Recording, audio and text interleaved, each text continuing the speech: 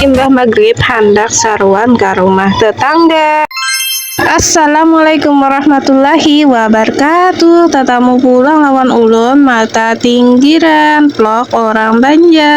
Imbah tuntung sampai yang maghrib ke ulun lawan anak ulun hendak saruan di rumah tetangga bestia. Nah ulun nih masuk langsung aja duduk hendak manggani si Acil babuat sasurung ke dalam piring. Nah tuntung sudah surungannya ulun buati ke dalam piring. Nah si Acil nih lanjut hendak mengiris hintalo ya.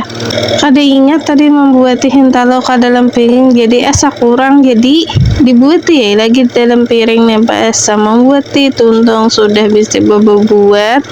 Nang saruan juga banyak orangnya bestia. Nasi sudah bakaut, jangan hendak dikuahi, urun masih baamin hendak buat tuntung. Nah bila sudah baamin hanya hendak basurung nih bestia. Nah si Hasna random bana masak makanan bestilah. Nah tuntung sudah baamin, tuntung batahlil langsung basurungan.